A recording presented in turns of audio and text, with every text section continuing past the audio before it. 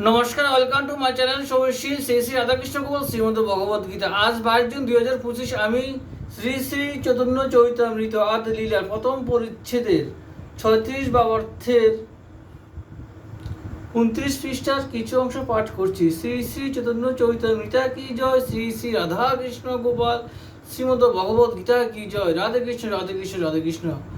শ্রীকৃষ্ণ ও শ্রী বলরামের অঙ্গ তেজ বা অঙ্গ কান্তি সর্বশ্রেষ্ঠ আত্মবঞ্চনা মুখ্য লাভ করলে পুনর্জন্ম হয় না।